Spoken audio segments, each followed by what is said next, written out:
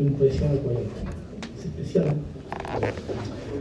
Je sais que la réunion a beaucoup d'importance. C'est une réunion pour les foyers, ça va découler sur nos maisons, ça va découler sur nos familles, ça va découler sur nos enfants. Et c'est ce qui est le plus touché en ce moment. C'est les foyers, c'est là où l'ennemi fait beaucoup de dégâts. Alors voilà, être à la hauteur, je sais qu'on ne le sera jamais, mais je voudrais que le Seigneur prenne toute la place, c'est pas que des mots. On ne s'entraîne pas, les prédicateurs, on ne s'entraîne pas à dire des mots pour faire plaisir. On dit ce qu'il y a dans nos cœurs. Et quand un prédicateur il passe là, la charge elle est lourde. Et ce soir, je ne veux pas jouer le petit, j'ai un message comme mes frères. Je veux vous le partager, mais je ne veux pas jouer les grands non plus.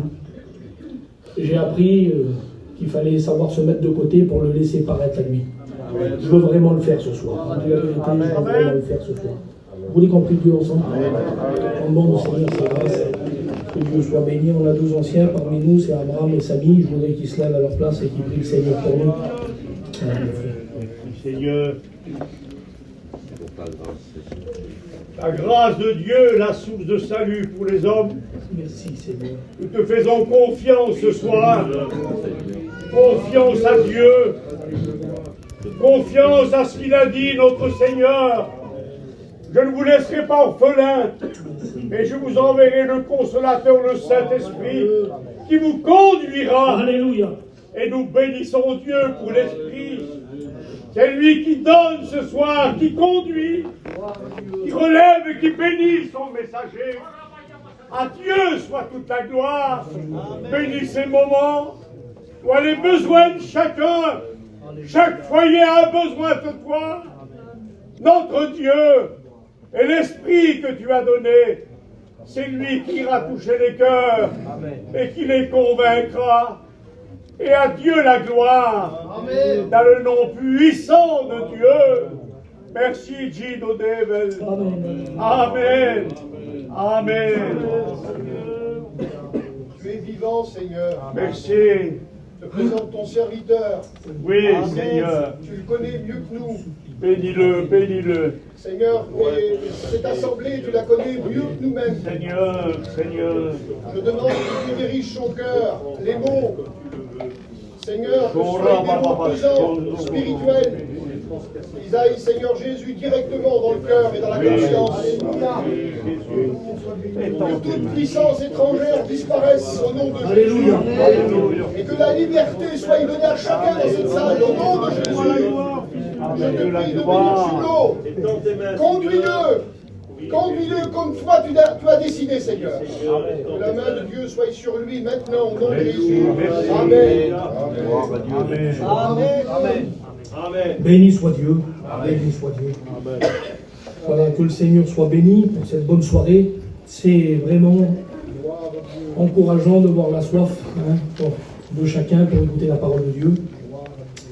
Écoutez, cet après-midi, je méditais la parole de Dieu et puis on a eu une très bonne réunion hier aux Caraïbes, pour ceux qui étaient là. Et puis en repensant à la réunion d'hier, je repassais le message dans mon cœur. J'étais vraiment hier béni, touché par le message, mais surtout je me disais, Seigneur, comment tous les messages, quels que soient les thèmes qui sont différents les uns des autres, c'est jamais la même chose, mais comment ils sont toujours ramenés à la droiture et à la règle de ta parole. Parce que, écoutez, dire des mots et choisir des histoires pour faire plaisir, pour arrondir les angles, pour passer un peu de pommade, pour améliorer les choses, c'est possible de le faire. C'est possible de le faire. La Bible nous dit, elle nous enseigne qu'il y a des hommes qui l'ont fait, il y a des hommes qui le feront, il y a des hommes qui le font. Mais nous, nos messages, écoutez, dans nos églises, du moins c'est comme ça, pour la plupart des endroits où moi je fréquente, or je ne sais pas vous, mais les endroits où moi je fréquente, les églises que je fréquente, les messages que moi j'entends, c'est des messages qui sont dirigés sur la parole de Dieu. Amen. Des messages qui sont dirigés sur la règle. C'est ce qu'on ne veut pas dévier. Alors, les histoires de la Bible, c'est des histoires ils ont été écrits, la Bible a dit, pour nous servir d'exemple à nous. Et on ne veut pas, en expliquant des versets de la Bible, en expliquant des histoires de la Bible, on ne veut pas dévier de la règle. Parce qu'on va y revenir souvent dans le message. On va revenir souvent dans le message sur ce mot. La règle de la parole, il ne faut pas la dévier. Amen. Si on veut que ça marche, il ne faut pas sortir du cadre de la parole de Dieu. Écoutez, je vous lis un texte de la Bible. Je l'ai pris là tout de suite. Ce n'était pas prévu que je vous cite ce texte, mais je voudrais vous le lire. C'est dans l'épître, au deuxième épître de Corinthiens, au chapitre 2 et au verset 17. Et c'est Paul qui parle. Il dit ces mots. Il dit, car nous... Il parle de lui, il parle de ses copains, il parle des gens avec qui il a l'habitude de travailler. Il parle des hommes qu'il connaît, qui annoncent la parole de Dieu. Eh bien, je peux en dire autant, moi, ce soir. Amen. Il dit, car nous ne falsifions point la parole de Dieu. Amen. Comme font plusieurs. Ça veut dire, il y en a qui le faisaient à l'époque. Et là, peut-être qu'ils le font encore aujourd'hui. On ne fait pas partie de cela. On ne falsifie pas la parole de Dieu. Mais c'est avec sincérité. Mais c'est de la part de Dieu que nous parlons de Christ devant Dieu. Amen. Que nous parlons en Christ devant Dieu. Alors écoutez, c'est vraiment la direction de nos messages, c'est vraiment la direction de nos réunions. Et on veut que ça reste comme ça. J'ai beaucoup de désir de vous partager ça. De vous partager ces petits mots-là, de vous dire simplement ça. Tous nos messages, tous nos réunions, ils sont dirigés. Ils sont pour vous montrer comme des panneaux indicateurs là, sur la règle de la parole. Et il est question d'une réunion de foyer ce soir. Et écoutez, on peut pas avoir de réussite. On peut pas gagner du temps, on peut pas gagner des choses en Dieu si on n'est pas basé sur la règle. Amen. Si notre vie elle n'est pas vraiment positionnée sur la règle de la Bible, sur la règle biblique. Tout va dépendre, j'ai marqué ça là, j'ai marqué ça comme ça. Écoutez, une réussite dans le foyer, une réussite dans la maison, une réussite pour nos familles, elle va dépendre du respect que vous allez avoir pour la règle. Et la détermination que vous allez avoir, cette détermination en disant, envers et contre tout, je veux vivre la règle biblique. Amen. Ça va être la réussite, tout va dépendre de ça. Et puis ce soir, il est question d'un foyer, alors on va parler d'un foyer. Amen. Vous voulez qu'on parle d'un foyer? Amen. On va parler d'un foyer qui commence. Écoutez, si on veut remonter la vie de chacun, pour certains, là on se dit, j'aurais jamais pensé être là un jour. On écoute maintenant de plus en plus des hommes qui viennent ici, ils sortent pas d'une famille chrétienne, c'est pas des enfants de la mission. Pour la plupart, là, vous en faites partie maintenant. Les choses ont évolué, et puis vous vous dites jamais de la vie, j'aurais pensé être là, témoigner, et puis bientôt prêcher pour certains. C'était pas votre milieu, c'était pas votre monde, c'était pas votre direction, mais Dieu, lui. Amen. Ah, écoutez, le Seigneur dans sa grâce, il a prévu des choses pour chacun d'entre nous. Et la Bible dit qu'il nous rend participants à son œuvre, c'est lui qui nous rend participants à son œuvre. Alors il prévoit des choses. Et je voudrais vous amener à voir des petites choses qui vont ressembler à votre vie. Des choses que vous allez vous y retrouver, et puis surtout vous allez voir la main de Dieu. Et puis quand on respecte la main de Dieu dans notre vie, quelle réussite. Amen. Écoutez, il est question d'un homme et une femme, bien sûr, et ça commence, lui c'est un prince, avec tout ce que ça comporte, et il a beaucoup de choses devant lui qui doivent se réaliser. Écoutez, il y a des choses qui souffrent pour un prince, ça commence comme ça. Et puis elle, c'est une bergère, la fille d'un sacrificateur. J'ai regardé leur histoire aujourd'hui, là, et puis je regardais tout ça, mais alors, écoutez, il y a eu des allées-venants dans leur vie inimaginables. Et quand on regarde dans la parole de Dieu, ça n'a pas toujours été un prince, lui. Au départ, c'était pas prévu que ça soit un prince. Pour la plupart, certains, vous avez compris, il est question de Moïse. Et la Bible dit, ça commence comme ça. Ça commence ça commence dans le livre de l'Exode, au chapitre 2. Et en quelques versets, la parole de Dieu nous résume un petit peu ce qui s'est passé. Mais je voudrais vous lire ce verset-là simplement pour introduire le message. Il dit ça, un homme de la maison de Lévi avait pris pour femme une fille de Lévi. Et ça commence bien. On s'aperçoit déjà là que pour avoir la bénédiction, écoutez, ce foyer-là, ils ont respecté la règle. Ils descendaient d'une lignée, c'était une lignée qui appartenait à Dieu, c'était une lignée où on marchait avec Dieu, c'était une lignée où on faisait la volonté de Dieu. Et puis, eh bien lui, cet homme-là, au départ, son nom n'est même pas cité, mais on sait de où il vient, on sait qui il est. On pourrait dire ça comme ça, c'est un chrétien. Et puis ses regards, lui, alors ça rimerait mieux que je dise ça à des jeunes, dans une réunion de jeunesse, mais pour vous faire comprendre un petit peu les choses, ses regards à lui se sont portés sur une fille de chez lui. Il a commencé à regarder quelqu'un qui marchait avec Dieu, parce qu'elle avait été appris à marcher avec Dieu. Et puis ça commence comme ça, et puis la Bible dit que ils vont se marier, et puis ils vont avoir un petit garçon. À cette époque-là, ils vivent en Égypte. Ils vivent en Égypte, ils sont sous la captivité. C'est une vie qui est difficile, c'est une vie qui est dure. Et puis il y a des décisions qui ont été prises au milieu de l'Égypte, qui nous représentent le monde. Les décisions qui ont été prises, c'est que chaque premier-né mâle, on devait s'en débarrasser. C'était la mort assurée pour lui. C'est pour ça que je vous dis, ça n'a pas toujours été prévu que ça soit un prince. C'était pas comme ça au départ. Au départ, lui, à sa naissance, il ne devait pas vivre. C'était ça qui était prévu. Normalement, ça devait s'arrêter tout de suite. Mais ce qui va faire la différence, écoutez, à lui, ça va commencer par ça. Quand il va venir au monde, sa mère, la Bible, elle dit, elle va le trouver beau. C'est pas une chose rare. Une mère qui voit son petit bébé qui vient de naître, elle le trouve beau. Même s'il n'est pas beau, il est beau pour elle. C'est une mère. Mais c'est là qu'on voit qu'il y a une différence. C'est que le choix de Dieu était déjà sur lui. Amen. Et c'est la parole de Dieu qui nous le révèle. Ça veut dire que les parents, on ne savent rien. Ça veut dire que la famille, on ne savait rien. Ça veut dire que la descendance de Lévi, des deux côtés, ils ne savaient rien. Encore moins lui. C'était un petit enfant, lui qui venait de naître. Personne ne savait rien. Mais Dieu savait. Amen. Je voudrais vous dire ça, ces mots-là. Écoutez, si aujourd'hui vous êtes là et que c'est vrai qu'il y a quelques années, personne n'en savait rien. Personne n'aurait cru vous voir là. Il y a quelques mois, pour certains, personne n'aurait cru vous voir là. Même pas vous. Ce verset il revient de plus en plus dans nos réunions parce que c'est une réalité. Si je vous aurais raconté ce qui serait passé, vous n'y aurez pas cru. Et quelle vérité! Mais Dieu. Amen. Écoutez, lui, il est au-dessus de tout. Et ses projets, ils ont démarré depuis longtemps là-bas. Et puis, il a prévu quelque chose pour chacun d'entre nous. Il veut nous dévoiler les projets qu'il a formés pour nous.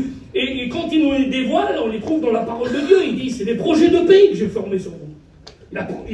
Il a formé des projets de paix sur chacun d'entre nous. Il n'y a pas de mauvais projet de la part de Dieu. Gloire à Dieu. Le désir de Dieu, c'est que tous parviennent à la connaissance de la vérité. Amen. Les projets sont toujours bons. Les projets pour vous, c'est le ciel. Amen. Les projets pour vous, c'est la paix. Les projets pour vous, c'est la joie. C'est ce que Dieu veut pour chacun d'entre nous. Et puis ce jour-là, même si personne n'est au courant, Dieu dans le ciel, lui, il a démarré un projet. Et puis ce petit garçon que sa mère va trouver beau, ça ne suffit pas normalement. La Bible dit qu'elle va le cacher pendant 3 mois. Pendant 3 mois, elle va le cacher parce qu'elle ne veut pas qu'on se rende compte qu'il y a un petit garçon qui est né dans la maison. Si on se rend compte qu'il y a un petit garçon qui est né dans la maison, ils vont se saisir de lui, ils vont se débarrasser de lui. C'était ce qui était prévu en Égypte. Ils étaient sous la captivité, ils ne pouvaient pas vivre comme ils voulaient. Alors elle va le cacher pendant 3 mois. C'est possible, d'après ce qu'on lit de la parole de Dieu, c'était possible avec tout ce que ça comporte, de cacher un petit nouveau-né pendant 3 mois. Mais au bout de 3 mois, le petit nouveau-né, c'est plus un nouveau-né. Il a 3 mois, il commence à faire plus de bruit, il commence à prendre plus de place. Puis à se rendre compte d'une chose, certainement il y a de la conversation avec son mari, on ne peut pas le garder, c'est pas possible. Il faut essayer quelque chose d'autre. On ne peut pas le donner, parce que si on le donne, ils vont nous le prendre et puis ils vont s'en débarrasser. Alors on va faire quoi? Il n'y a pas trop de solutions qui s'ouvrent à eux. Mais dans leur cœur, il y a de la foi. Écoutez, il semblerait quand on lit l'histoire que dans le cœur, il y a de la foi. Alors elle va préparer une petite caisse en genre d'osier, là. Vous avez vu comme on voit un genre de petit panier. Elle va l'induire, la Bible elle dit, de poids. Il va y avoir tout ce qu'il faut. Elle va pas faire les choses à moitié, elle fait les choses bien. Puis elle va déposer le petit enfant de 3 mois là. Et puis elle va le mettre sur le fleuve. Et puis elle va le laisser partir. Il a une sœur qui est plus vieille, une jeune fille. On ne sait pas exactement quel âge elle a à cette époque-là.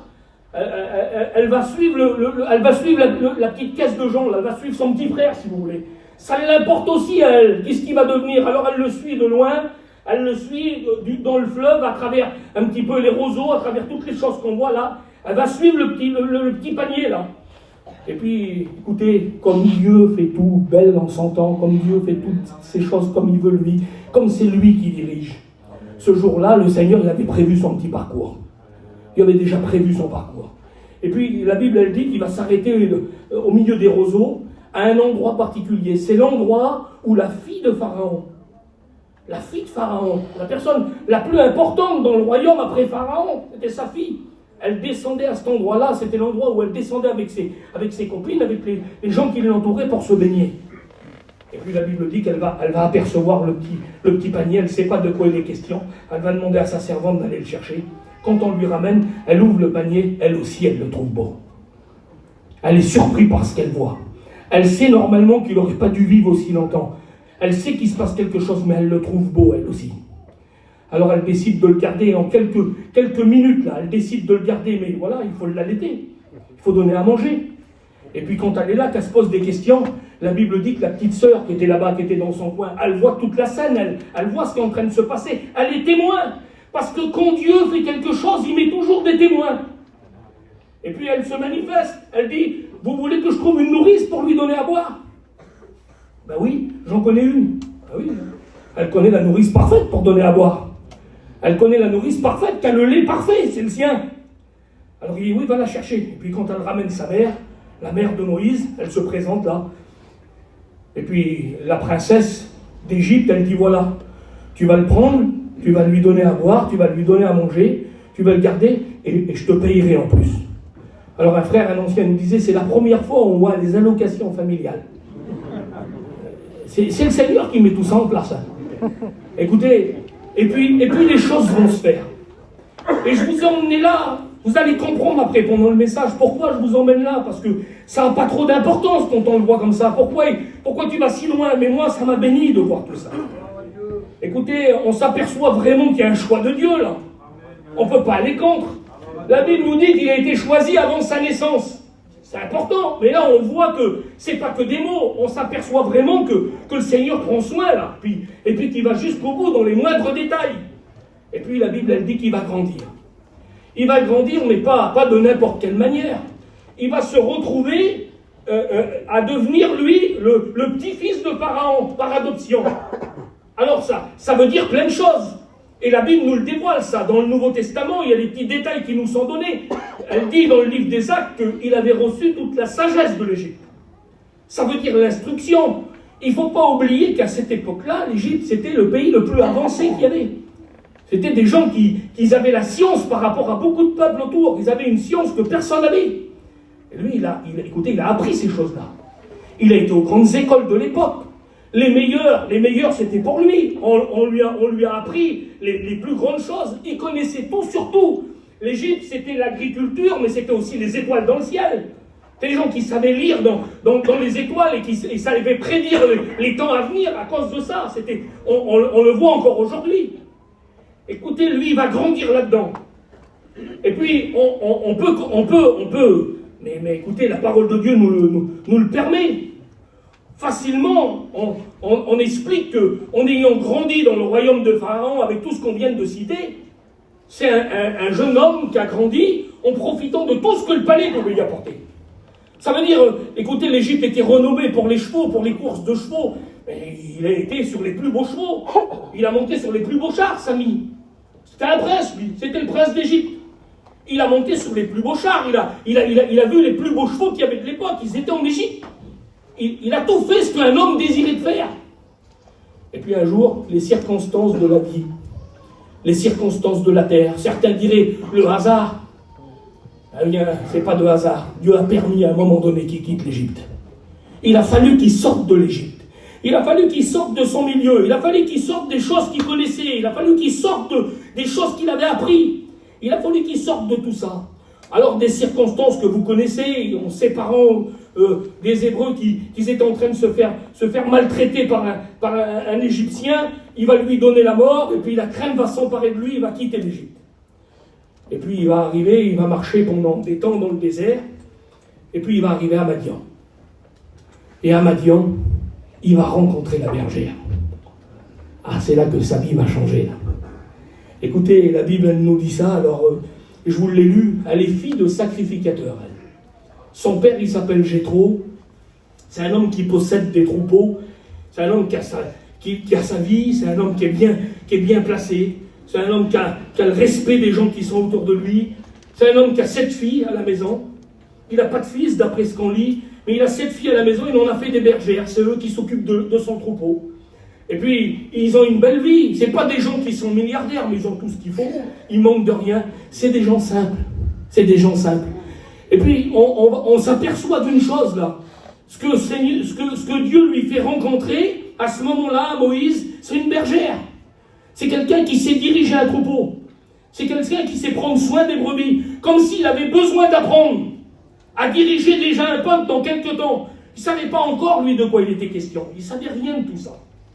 Mais je vous amène tout là, je vous donne tous ces détails pour que vous compreniez que quand Dieu choisit un homme, quand Dieu choisit deux personnes et puis qu'il va les unir pour quelque chose de précis, quelque chose de bien précis, il met tout en place.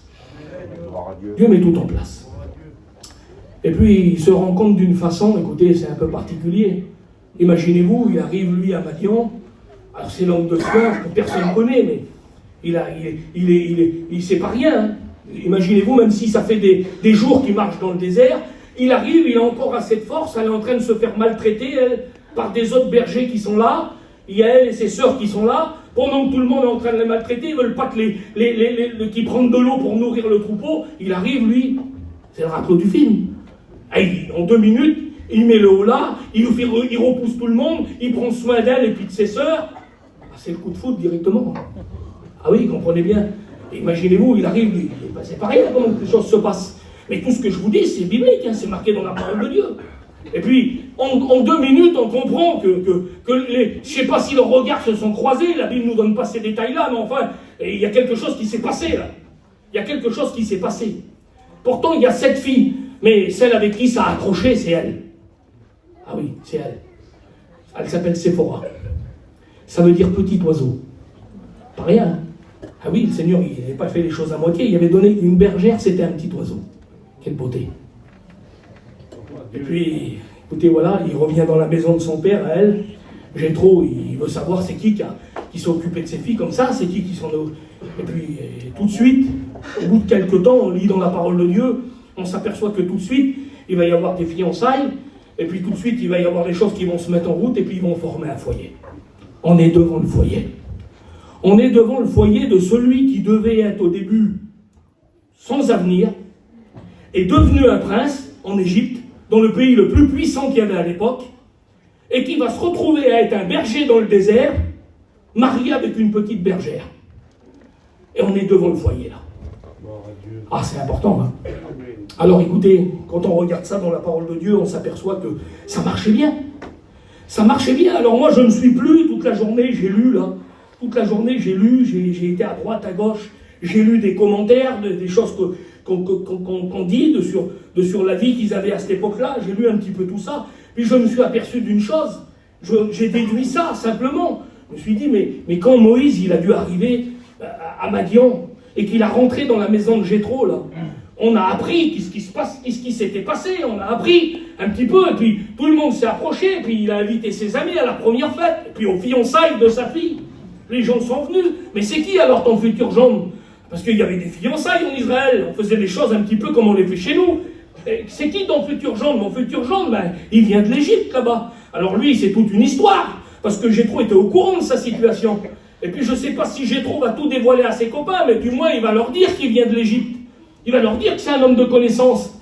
Et puis quand il va y avoir une conversation où les femmes sont dans leur petit coin, là-bas, ils sont en train de faire leurs affaires, et puis que Moïse devait être au milieu, les frères, je m'excuse, mais eux, c'était des campagnards.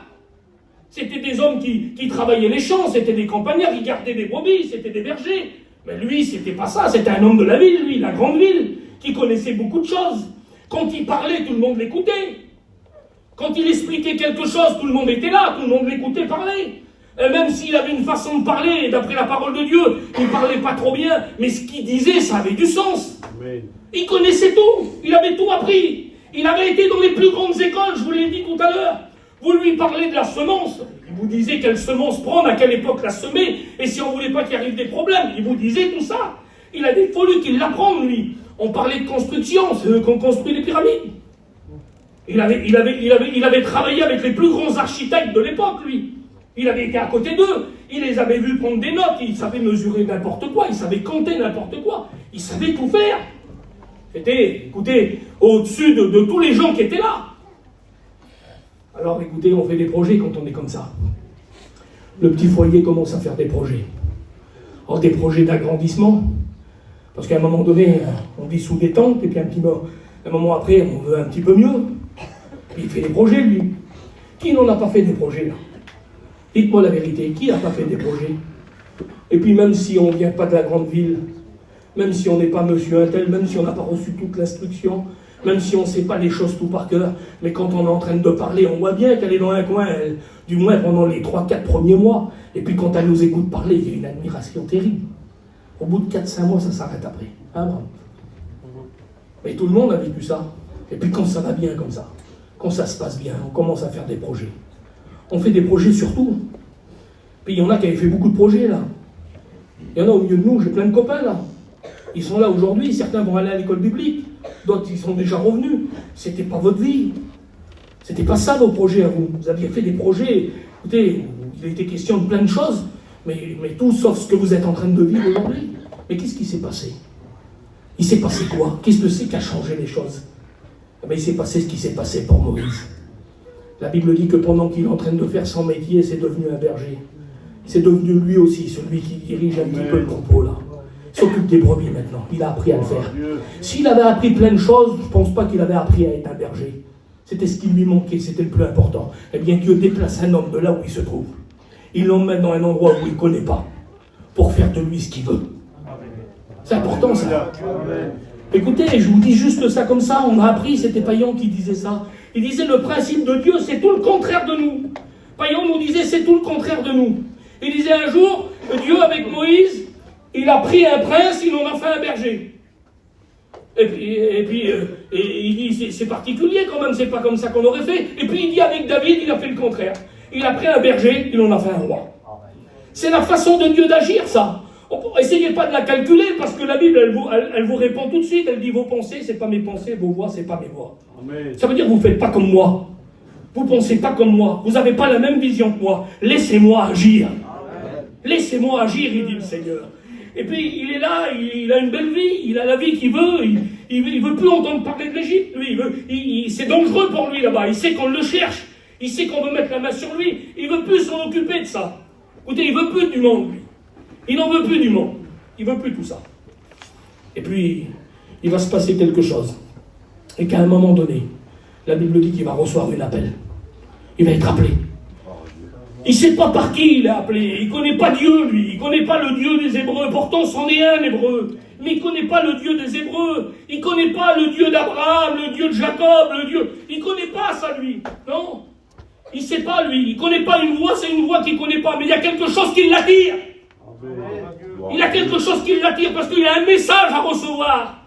Et quand on se sent attiré, et parce qu'il y a un message qui doit nous revenir, il y a une direction qui doit nous revenir. Et on s'est tous sentis attirés. À un moment ou à un autre, on ne sait pas pourquoi, on s'est retrouvés dans une réunion, on s'est retrouvés dans une mission, on s'est retrouvés avec des copains, on s'est retrouvés dans une conversation, parce qu'il y a quelque chose qui nous attire.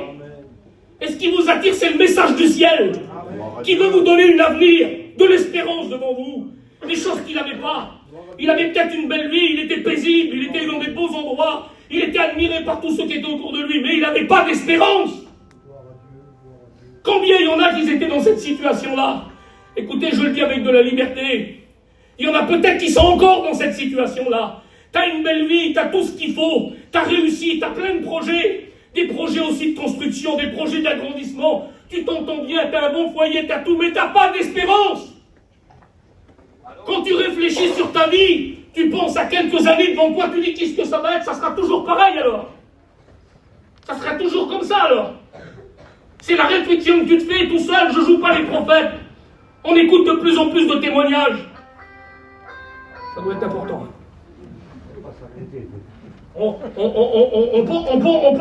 On écoute les choses et puis on ne pense pas que ça devrait être comme ça.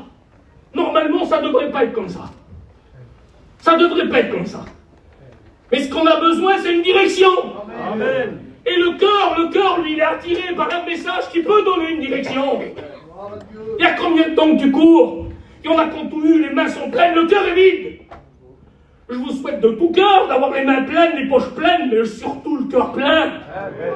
Et puis si c'est pas compatible, écoutez, je vais vous dire quelque chose, je ne vais pas me faire des copains peut-être, mais si c'est pas compatible d'avoir les poches pleines et le cœur plein, eh bien il vaut mieux avoir le cœur plein et les poches vides. Ben oui, si c'est pas compatible.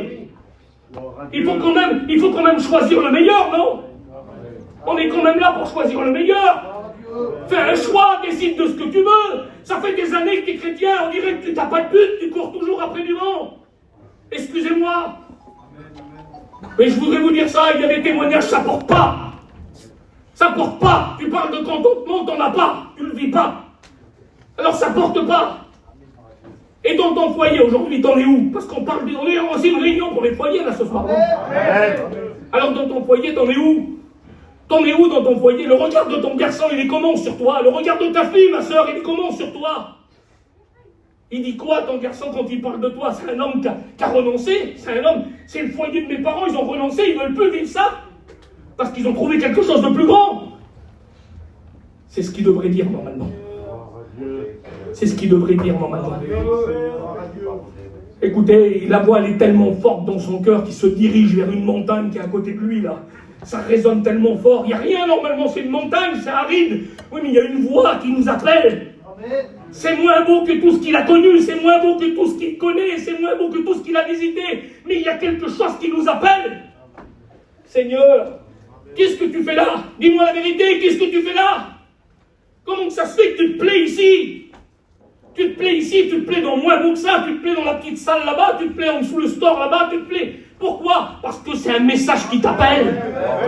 C'est pas les prédicateurs, c'est pas le message, je suis en train de crier, voilà, je suis en sueur, je suis en train de dire des choses que t'as pas envie d'entendre, mais ça te fait du bien.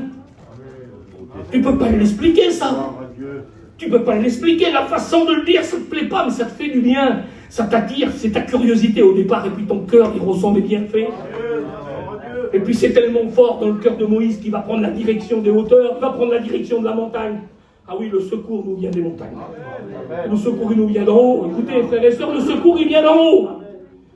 Ne regardez pas sur la terre. Essayez pas de trouver de secours sur la terre. Pourrait-vous avoir, il y a des hommes ici, là, ils ont tout eu, ils pourraient vous le dire, témoigner ici. Il n'y a rien sur la terre. Peut améliorer une vie, peut essayer de boucher des trous, peut essayer de combler certaines choses. Ça ne dure pas, ça ne dure pas. Mais quand tu as rencontré Jésus, Seigneur, que c'est beau. Écoutez, il monte en haut de la montagne. Il ne sait pas, c'est l'aventure pour lui. Il ne sait pas. Or, c'est l'image des premières réunions que tu as fait. Ah, c'est dur, il faut y aller. Hein. Il faut oser. Vous avez vu, on arrive, on se met dans un petit coin, on se met contre une auto, à l'extérieur du chapiteau, on attend que ça commence, on se met dans le noir. Puis après, on tout doucement, puis on arrive à avancer un petit peu, puis là, tu te retrouves dans les premiers rangs.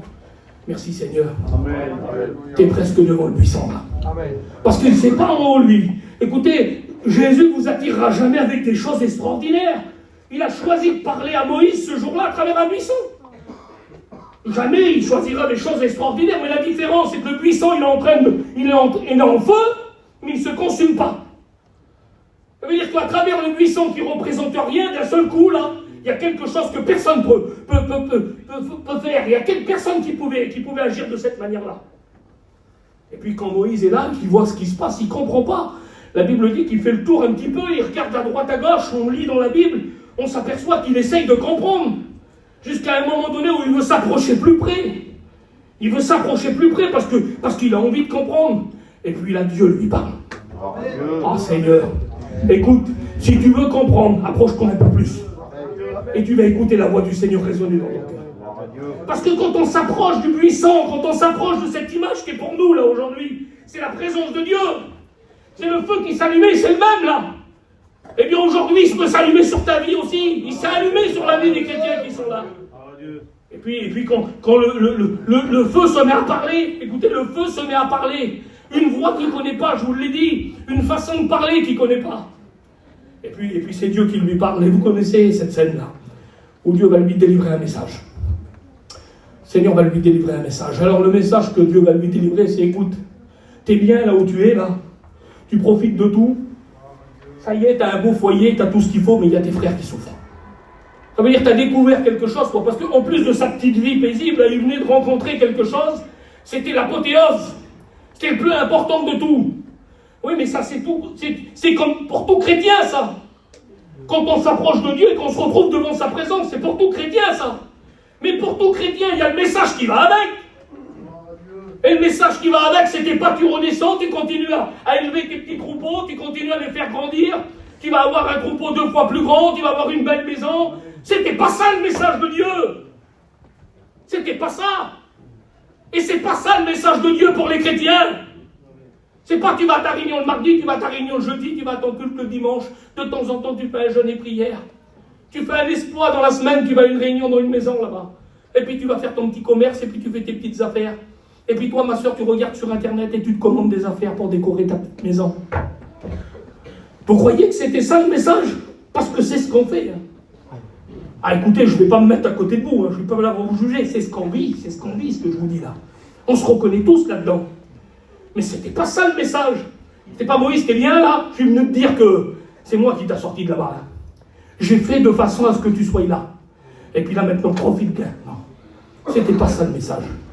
Le message était Moïse, il faut que tu quittes tout. Comment il faut que je quitte tout? Il faut que tu quittes tout, Moïse. Mais je ne peux pas tout quitter, si. Il faut que tu quittes tout. Il y a tes frères qui ne connaissent pas ce que tu es en train de vivre là. Tu vis la paix, toi? T'es bien, c'est paisible, il n'y a plus personne qui t'en veut autour. Tu te couches et tu t'endors en paix. Parce que c'est ça le chrétien. Oui, mais il y a tes frères qui souffrent dehors. Il est en train de lui dire, il y a tes frères qui souffrent en Égypte, dans le monde. Je voudrais te le rappeler. Il y a tes enfants qui souffrent dehors. Même si tu les vois partir dans leur belle voiture que tu leur as payée, avec les sous que tu leur as donnés dans la poche, tes enfants, ils souffrent. Il y a tes frères et sœurs qui souffrent dehors. Il est en train de dire à Moïse, Moïse, il va falloir que tu quittes tout et que tu ailles les chercher. Parce que j'ai un message pour eux et c'est toi qui vas leur donner. Seigneur, je ne sais pas si vous vous imaginez un petit peu. Il est bien lui là, t'es bien Moïse, oui, ça y est, t'es dans la joie là. Tu profites, tout le monde t'écoute, tu profites de tout. Entre-temps, il avait eu un garçon, lui, il était là, il profitait de tout, lui, il avait toutes les bénédictions qu'un homme il peut porter. Ça ne s'arrête pas là, Moïse. Il faut que tu ailles plus loin maintenant. Il faut que tu quittes ton bien-être, il faut que tu quittes ta facilité. Il faut que tu sortes de ça. Ta petite vie, ta belle petite vie qui s'est améliorée parce que tu avais de l'angoisse, t'en as plus. Parce que tu dormais plus la nuit, parce que tu dors. Parce que tu prenais des cachets, t'en prends plus. Parce que tu te tracassais pour tes petits, ils sont chrétiens, ils chantent sur l'estrade, ça s'arrête là alors. Non, faut que tu ailles en Égypte là-bas. Mais comment faut que je retourne là-bas? C'est risqué pour moi. Oui, mais tu vas y aller avec les mots que moi je te donne. Tu vas y aller avec le message que moi je te donne. Tu vas y aller avec la puissance qui vient de moi. Tu n'iras pas tout seul. Et puis, écoutez, il reçoit le message, alors il a besoin de plein de choses dans son cœur. On pourrait en parler là. Il a besoin de plein de choses, mais Dieu lui donne tout ce qu'il a besoin. Il a besoin d'avoir de l'assurance, le Seigneur lui en donne. Il a besoin de confirmation, le Seigneur lui donne une confirmation. Il n'y a plus rien, il n'y a plus aucun doute. Oui, mais voilà, et maintenant il faut que je descende en bas là-bas. Il y a la petite bergère en bas. Elle est en train de surveiller le troupeau, ou alors elle est à la maison en train de s'occuper de son petit garçon. Elle en profite, elle le regarde. Elle a ses 6 sœurs qui sont autour d'elle. Peut-être entre-temps, il y en a qui se sont mariés. Il y a tous les petits qui jouent ensemble. Elle n'a jamais quitté ses sœurs, elle. Elle n'a jamais quitté Madian. Elle n'a jamais quitté Jéthro. Elle n'a jamais quitté papa-maman. Elle n'a jamais quitté son pays, elle. Ah, tout va bien pour elle. Elle sait pas c'est quoi, elle. Il va falloir aller y dire, elle, qu'il faut qu'on s'en aille. Ah oui, parce que le message, il n'est pas juste pour lui. Le message, il est pour le foyer. Amen. Le message, il est pour ton foyer. Ça te concerne aussi à toi, ma soeur. Ça te regarde aussi ce qu'on est en train de dire là. Parce que si la parole de Dieu nous met en évidence que c'est le mari qui va prendre les décisions et c'est lui le chef du foyer, et que le respect doit s'instaurer, et que la femme doit être soumise à son mari, eh bien, dans le foyer, ça t'importe aussi, c'est ta responsabilité ce que tu vas faire. Et puis on va le voir un petit peu dans le message. Alors écoutez, je serai à sa place à lui, je commencerai déjà à me faire du souci, parce que le message il l'a reçu, il sait qu'il ne peut pas faire autrement. À un moment donné, il discute tellement avec Dieu que Dieu va taper sur la table bientôt. Et puis il dit, tu vas descendre là-bas. Et je me ferai déjà du souci si je serai à sa place. Qu'est-ce que je vais lui dire à la bergère là-bas? Le petit oiseau, il va se transformer, ça va être un dragon. Ah oui. Et puis écoutez, il redescend de la montagne. Il redescend lui. Puis quand il redescend de la montagne, écoutez, oui, mais quand on redescend de la montagne et puis qu'on a eu un face-à-face avec lui, quand on a compris des choses, Gloire à Dieu. Quand tu es rentré dans une réunion, mon frère, quand tu es rentré dans une réunion, ma soeur, et que l'évangile a rentré dans ton cœur, et puis qu'il s'est passé un bouleversement, il n'y a pas trop besoin de parler. On ne lit pas de conversation entre Moïse et Séphora, il n'y a pas trop de conversation. Quand il rentre chez lui, écoutez, il semblerait qu'elle a tout compris. On a un regard, elle a tout compris. Elle connaît son mari, elle. Et puis quand il vient, il n'y a pas de discussion. Écoutez, on les voit discuter, on va le voir après, on les voit discuter pour plein de choses, mais écoutez, au moins pour ça, il n'y a pas de discussion. Tout de suite, écoutez, on comprend, d'après la parole de Dieu, là, on comprend que tout de suite, quand il descend, la conversation se fait bien. Mais ça se voit sur lui qu'il a rencontré quelque chose, ça se voit sur lui qu'il a reçu un message particulier. Ça se voit, ça se ressent, ça se vit. Elle n'a pas encore vécu, elle ne sait pas, elle n'a pas écouté la voix de Dieu, elle n'est pas montée sur la montagne, mais à travers lui, elle vit la puissance de Dieu. Amen. Eh bien, c'est ça qu'il faut qu'on vive. Écoutez, je ne sais pas quel âge il a exactement, Gershom, son fils, là. Mais il ne discute pas non plus, lui. Il ne parle pas, c'est trop puissant ce qu'il a reçu, son père. Parle pas, le petit, là. Il dit pas, il faut que je reste avec mes cousins, moi. Je reste avec le papou, là, on n'a jamais parti. Tu veux m'emmener là-bas, je ne connais pas là-bas, moi. On va faire quoi là-bas? Il n'y a pas de discussion, les frères. C'est trop puissant ce qu'il a reçu, son père. Ça dégage trop ce qu'il a reçu, Moïse. Le message, il est trop fort, là. Et quand Moïse y vient, il dit, c'est Dieu qui m'a parlé. Et puis Dieu m'a dit qu'il fallait qu'on aille là-bas. Parce que j'ai mes frères là-bas qui souffrent. Et c'est le message qui va colporter, lui, parce que la Bible, elle dit, la conversation qu'il va avoir avec son beau-père, c'est, il faut que je m'en aille, j'ai trop. Ah bon, oui, il faut que je rentre chez moi. Tu te rappelles, je t'ai dit que là-bas vers moi, j'avais des frères. Je t'ai dit que j'avais mon peuple qui était là-bas, oui, il souffre. Il souffre, mon peuple. Il faut que je te quitte, j'ai trop. Il faut que je parte. Ah bon? Oui, il faut que je parte. Je pars avec elle, et puis les petits. Il y avait 2 petits, là. Je pars avec eux, et je retourne en Égypte. Écoutez, le message, il est tellement puissant. J'ai trop, lui, il laisse partir sa fille. Mais même pas, il discute. Il l'encourage à y aller. Parce que c'est tellement fort ce qu'il a reçu, là. Il décide de y aller. Et puis là, écoutez, on va rentrer maintenant. Et bien, dans ce que je vous ai dit tout à l'heure, ce foyer-là, il est soumis, lui, à une règle aussi. Parce que tous les foyers, on est là. Même si on est chrétien, même si tout va bien, même si on a reçu un message, même si on décide de se donner pour Dieu, même si quand tu pars en mission, tu pars pas en vacances. Même si tu as décidé, quand tu vas dans un séminaire, de ne pas partir en vacances, d'aller au séminaire pour profiter du séminaire et être béni. Même si tu le vis de cette manière-là, il y a quand même la règle à respecter. Tu peux partir avec plein de bonnes décisions dans ton cœur, mais si tu ne vis pas la règle à côté, il faut faire les choses selon la parole. Et tout ce que tu fais, si tu ne le fais pas en accord avec la parole, ça ne marche pas. Même si tu le fais. C'est incroyable. Mais on va le voir d'après la parole de Dieu, là. On pourrait se contenter de dire, nous, mais c'est pas la peine, ça marche, je le fais. Même si tu ne fais pas en accord avec la parole, même dans les petits détails, ça ne fonctionne pas, Orton. Il faut être assis sur la parole. On ne dévie pas la règle. Alors la Bible dit qu'il va commencer à prendre tout ce qu'il a besoin. Il met sa femme et puis ses fils sur des montures, là, et puis il se dirige vers l'Égypte. Or, je ne sais pas combien de jours ça dure le voyage, mais ils ont des conversations ensemble. Écoutez, forcément, ils ont des conversations ensemble. Elle lui pose des questions, elle. Des questions qu'elle n'a peut-être jamais posées jusqu'à maintenant, parce que c'était loin. Elle lui demandait les choses qu'il avait vécues, il parlait de toutes ces campagnes qu'il avait fait, certainement, de ses exploits, des choses qu'il avait vécues en étant prince. Il lui parlait de tout ça. Maintenant, il ne faut pas qu'il parle que de ça. Il faut qu'il parle de ce qu'il a fait, ce qui l'a poussé à fuir, ce qui l'a poussé à quitter le monde. Ce pourquoi il a quitté le monde, c'était parce qu'il était malheureux. Parce que c'était risqué pour sa vie. Parce qu'il était pris par la peur. Ah oui, il ne faut pas l'oublier, ça. Et même si le bien-être qu'il avait eu pendant un temps, il avait peut-être un petit peu oublié la crainte qu'il avait quand il était les derniers jours en Égypte, là-bas. La peur qui l'envahissait. Son cœur qui battait fort dans sa poitrine. Même si son bien-être l'avait fait oublier pendant un temps, il fallait qu'il s'en rappelle, là. Il y a des moments où il faut se rappeler de où Dieu nous a sortis. Écoutez, peut-être que toi, tu as oublié aujourd'hui parce que tu vis dans la paix. Tu as oublié. Ah oui. Écoutez, je n'ai pas venu vers moi tout à l'heure, là, on a bu un café ensemble, puis on a parlé d'un petit foyer qu'on connaît, et il m'expliquait ça. Il me disait, le garçon, avant d'être chrétien dans le monde, c'était un garçon qui était dépressif. Un garçon qui faisait de la grosse dépression, il a fait de la maison. De la maison psychiatrique. Il s'est retrouvé là avec des gros traitements très forts.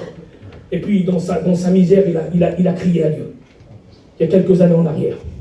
Et puis, le Seigneur l'a sorti de là. Et puis il a trouvé un foyer, il s'est marié, ils ont eu des petits-enfants, tout allait bien. Et il s'est engagé avec Dieu, tout allait bien. Mais il s'est habitué à la situation. Son bien-être, il a fait oublier l'hôpital. Son bien-être, il a fait oublier les cachets. Son bien-être, il a fait oublier la dépression. Son bien-être, il a fait oublier les nuits noires. Son bien-être, il a fait tout oublier. Vous croyez que c'était normal, lui? Écoute, c'est pas normal ce que tu es en train de vivre là. C'est parce que Jésus vit dans ton cœur que tu vis ça. Tu ne peux pas vivre ça autrement. Ça ne fonctionne pas comme ça, ça ne marche pas comme ça. Il faut t'aider avec plein de choses. Autrement, ça ne marche pas comme ça. Et puis, qu'est-ce qui s'est passé? C'était tellement bien. Il a cru qu'il n'avait plus besoin de Jésus. Finalement, regarde, ça va pas si mal. Et puis, il a lâché la main du Seigneur. Et puis, quelques mois plus tard, il s'est retrouvé dans la maison psychiatrique. Encore pire qu'il était la première fois. Écoutez, incroyable. Qu'est-ce qui s'est passé? Son bien-être avait fait oublier de là où le Seigneur y avait sorti. N'oubliez pas. N'oubliez pas que si vous en êtes là aujourd'hui, c'est parce que Jésus est venu vous chercher. Pas l'oublier. Mais pour retourner, là, il était obligé de s'en rappeler. Puis les conversations ont commencé à se faire. Et puis, ils ont discuté forcément de quelque chose d'important. C'était d'une règle biblique qu'il ne fallait pas. Il ne fallait surtout pas oublier de mettre en pratique. Les Hébreux, ils avaient une règle. Une règle qu'ils ne mettaient pas de côté. Il fallait le faire. C'était une règle de la Bible qui s'instaurait dans le foyer quand on avait des enfants. Alors, je ne rentrerai pas dans les détails, mais c'était une règle instaurée par Dieu. On ne pouvait pas la mettre de côté. Ce n'était pas possible. Et puis, ils ont forcément eu des conversations. Pourquoi je vous dis ça? Parce que la parole de Dieu nous aide à comprendre qu'ils ont eu des conversations, dans la façon d'agir. Et puis, écoutez, même si le voyage a duré plusieurs jours, ils savaient qu'avant d'arriver là-bas, il fallait qu'ils mettent en pratique ce que Dieu leur avait demandé, parce que c'était la règle biblique. Même s'ils avaient pris des bonnes décisions, même s'ils étaient en marche pour faire ce que Dieu leur avait demandé, il fallait respecter la règle biblique. Même si tu prêches 5 fois par semaine, même si on t'appelle pour prêcher partout, les amis, il faut respecter la règle biblique. Ah oui, c'était comme ça. Et puis les conversations qu'ils devaient avoir entre eux, c'était, alors, quand est-ce qu'on met ça en place? On va attendre encore un petit peu. On va attendre. Or, je ne sais pas si lui ou elle, ils étaient plus pour ou contre, je ne sais pas comment ça fonctionnait dans le foyer. Mais du moins, écoutez, ils étaient en train de perdre du temps. Ils croyaient qu'ils en gagnaient, eux. Si tu crois que tu gagnes du temps en repoussant ce que Dieu te demande, tu es en train d'en perdre du temps. Tu perds du temps. Parce que, écoutez, les conversations que vous avez, toi et lui, les conversations que tu as, toi et elle, où tu sais très bien ce que Dieu te demande, c'est d'enlever ou d'ajouter ce qu'il y a besoin dans ton foyer. T'as beau discuter, t'as beau te tromper toi-même par des faux raisonnements, t'as beau essayer de faire des détours comme tu veux, tu perds du temps. Tu ne peux pas faire sans. Il faut obéir à la parole. Il faut rester sur l'écriture. On ne peut pas dévier la règle, on l'a dit au début, on ne peut pas falsifier, on ne peut pas améliorer, on ne peut pas essayer de se faire un évangile comme on a envie de la faire. Et même si quelques-uns le prêchent, on ne fait pas partie de cela. Amen. J'aurais voulu que vous disiez Amen, Seigneur. Amen. Est-ce que tu veux faire partie de cela? Ceux qui améliorent l'évangile pour que ça s'accommode mieux à notre vie. Aujourd'hui, on nous prêche un évangile comme ça, un évangile où on a besoin de se distraire, un évangile où on a besoin de s'évader, un évangile où on a besoin de tout le bien-être qu'il y a autour. C'est pas l'évangile. Mais j'ai pas de risque à vous dire ça, c'est pas l'évangile, ça. L'évangile, c'est Jésus qui vient au bord du lac, il voit des barques là, il y a des hommes qui sont là avec leur métier, leurs associés, leur vie, il leur dit venez, suivez-moi. La Bible elle dit je lève et je suis Jésus. Ils n'ont pas été dire attends, tu sais, il faut que je regarde un petit peu, il faut que je parle avec mes associés, comment je vais faire pour ma barque, mes filets, ma pêche. Non, ils se sont levés, ils ont suivi Jésus. C'est ça l'évangile. Vous en voulez encore de cet évangile-là, vous? Il faut savoir, hein. Parce que si tu veux que ça marche dans ton foyer, si tu veux que ça marche pour tes enfants, si tu veux que tes enfants se tournent vers Dieu, il faut vivre cet évangile-là. L'évangile du renoncement. Il faut renoncer. Il n'y a pas de bénédiction sans renoncement. Ça ne marche pas, c'est toute la Bible tout entière. Tu la prends tout entière, la parole de Dieu, l'Ancien, le Nouveau Testament. Sans renoncement, pas de bénédiction. Et puis il n'y a pas de chouchou. Hein. C'est pas pour lui, t'as vu, il avait une vie avant lui, tu comprends, hein, il peut pas non plus. Mais si, il peut aussi, lui, pourquoi il pourrait pas? Pourquoi il pourrait pas, lui? Ah oui, hein, la Bible, elle dit ça, Moïse, il l'a fait. Hein. La Bible, elle dit, il a renoncé. Il a renoncé, Épître aux Hébreux, chapitre 11, il a renoncé à être appelé petit-fils de Pharaon, avec tout ce que ça comporte. Non, il a renoncé. Pourquoi? Pour l'évangile. Seigneur, que c'est beau. Je ne sais pas moi, mais ça me donne envie, moi, de vivre l'évangile comme elle est là. Et puis quand ils discutent ensemble, là, ils se parlent, ils se raisonnent, ils essayent de se dire des mots. Et t'as vu, on vit à Madian, on ne vit plus parmi les Hébreux. C'était peut-être quand t'étais là-bas. Fallait peut-être mettre ça en place quand t'étais là-bas. C'est dépassé ça maintenant. Ah oui? Un petit peu les langages qu'on a maintenant, nous. C'est l'évangile d'avant, ça. C'est fini l'évangile au bord d'un feu où qu'on joue de la guitare. C'est terminé, on a passé au-dessus de ça. On voudrait nous faire croire que c'est dépassé, ça, maintenant. J'ai écouté, là, pas plus tard qu'hier, des soi-disant prédicateurs. Je dis bien des soi-disant, parce que s'il y a une chose qu'ils sont sûrs, c'est qu'ils ont perdu le sacerdoce. Aujourd'hui, c'est plus des prédicateurs, c'est des prêcheurs. Il y en a plein, hein. Puis on a, pour les égaler, mon copain, c'est des drôles de prêcheurs. Hein. Mais un prêcheur sans l'esprit, Amen. ah oui, hein, c'est pas un homme de Dieu. Amen. Je préfère être un homme de Dieu, moi. Amen. Hein. Ah oui. Hein. Écoutez, je l'ai écouté hier, là. C'est pas grave la façon, la forme, c'est pas grave. C'est pas grave, alors écoutez, quand on parle de subtilité, c'est pas grave la forme. Tu peux faire tous les moyens possibles sont bons, du moment où tu annonces l'évangile. Ah, tu peux y aller, mais surtout, faut rester sur le fondement. Ah oui, il se corrige à la fin. Rester sur le fondement, mais la forme, c'est pas grave. Mais quelle erreur! Quelle erreur, ça n'a pas de sens la forme. Mais alors, faut tout enlever ça, là. Ah oui, il faut enlever tout ça, là. Parce que, excusez-moi, je ne veux pas employer des mots vulgaires, mais le Seigneur s'est cassé la tête pour rien. Parce qu'il a donné des instructions, là, à tel point que, écoutez, la façon dont les cordes étaient tressées, là, vous voyez la corde qui est dans le coin, la façon dont elle était tressée, ça va être un symbole biblique. Vous allez me faire croire que la forme, elle n'a pas de sens. Mais le fondement sur la forme, il ne marche pas. Vous cassez le fondement. Ah oui, la forme, il faut rester sur la règle. Ah, que c'est beau, Seigneur, la règle. Vous vous rappelez quand le vieux, quand Jimmy tirait son trait sur le tableau, là, et puis que le trait, il était comme ça, il reprenait une règle derrière, il posait, il retraçait, tout droit. C'est ça la règle. Ah oui, c'est ça la règle. Écoutez, ils sont en train de discuter, et puis ils se trompent eux-mêmes par des faux raisonnements, ils sont en train de se tromper. Et elle dit, oui, mais t'as vu, t'en as déjà assez fait. Hein. Tu te rends compte qu'est-ce qu'on a déjà fait? On a tout laissé. On a tout laissé. On a laissé nos troupeaux, on a laissé notre vie, on a laissé tout. Moi, j'ai jamais quitté mes sœurs. Hein. Moi, j'avais jamais quitté mes parents, moi. J'avais jamais rien fait, moi. Tu te rends compte, on a déjà tout fait, et puis encore, il va falloir qu'on en fasse encore plus. Mais il va nous demander quoi, alors, le Seigneur, là? Il va nous demander quoi? Le Seigneur, il va tout te demander, il veut tout, lui. Amen. Ah oui, je préfère te le dire, il veut tout, le Seigneur. Si tu veux lui donner de la place, tu auras un grand Dieu comme la salle, là. Ou alors, tu auras un petit Jésus dans la crèche. Tu le sors pour Noël, tu le montes sous le sabbat. Ça dépend de toi, qu'est-ce que tu veux avoir? Ça dépend de toi. Mais moi, je veux avoir un grand Dieu, moi. Amen. Seigneur, je meurs pour avoir un grand Dieu, le Dieu de la Bible, là, le Dieu des hommes de Dieu, celui qu'ils ont vécu. Je suis là, moi, je me suis là. Mais je sais que pour l'avoir, il faut que je travaille sur moi. Il faut que je travaille sur ma vie, il faut que je travaille sur ma chair. Il faut que je la presse, il faut que je la tienne en bride. Il ne faut pas que je la laisse paraître. Non, il faut que ça marche.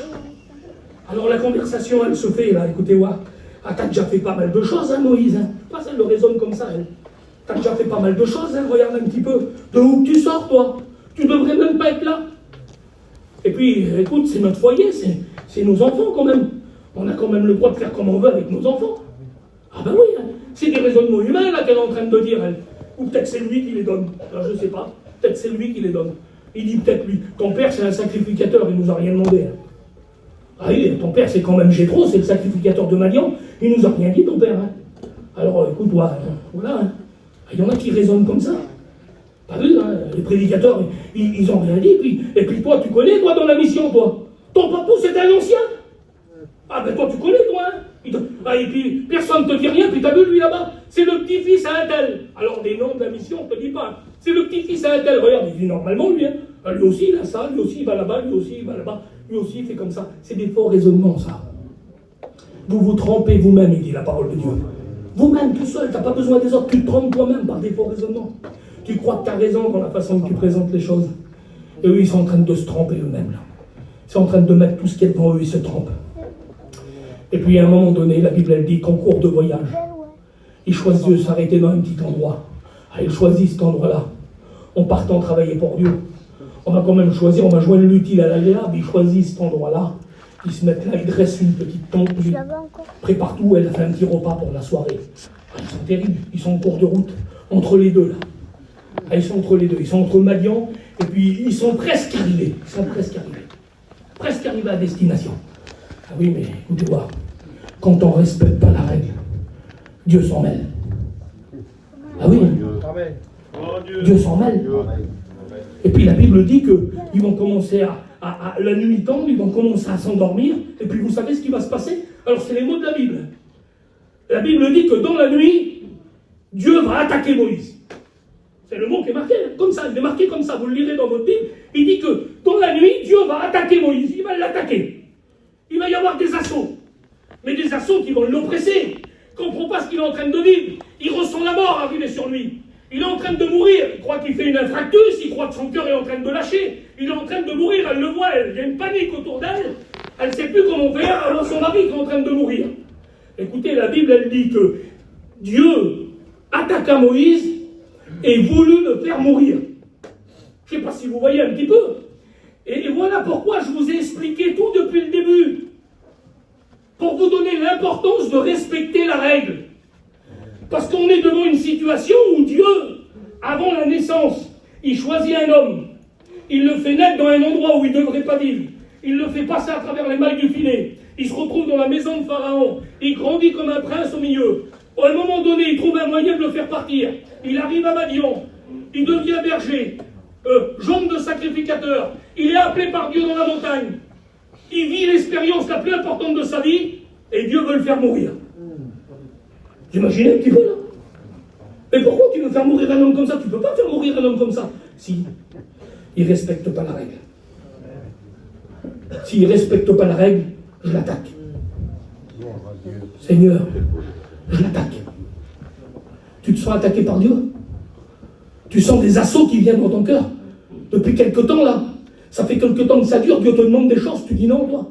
Dieu te demande des choses, tu essayes de noyer le poisson. Dieu te demande, ma soeur, de te soumettre dans ton foyer, tu ne veux pas, tu sens des assauts. Tu sens des assauts. Et j'en ai déjà fait beaucoup. Mais Dieu te demande de le faire encore. Et il t'attaque, c'est dans la nuit, il vient, il t'oppresse, c'est pas le diable. Ah non, hein. Ah peut-être au début, il a dit, faut chasser le diable, je vais oppresser. Et il s'est vite rendu compte que c'était pas le diable qui était en train de l'attaquer. C'est pas toujours le diable, les frères. Et on a la preuve biblique, là, des fois c'est Dieu qui nous attaque. C'est Dieu qui nous presse, là. Hein? Ah non, jamais de la vie, à aucun moment. Hein. Il sait exactement ce qu'il est en train de vivre. Il sait pourquoi il est en train de vivre. Mais plus que ça, Madame Moïse à côté, la petite bergère, le petit oiseau, elle sait aussi qu'est-ce qui est en train de se passer. C'est sûr et certain qu'elle le sait. C'est la conversation qui font que de repousser. C'est le pourquoi ils ne veulent pas se plier. C'est ce qu'ils ne veulent pas accepter. C'est ce qu'ils se sont mis d'accord à mettre plus loin, à mettre dans un petit coin, à ne pas accepter de vivre dans leur foyer, à ne pas sacrifier dans leur foyer. Ils savent de quoi il est question. Elle ne se pose pas de questions. Elle est là, elle tourne en rond, elle veut encore gagner du temps, mais elle est en train de mourir.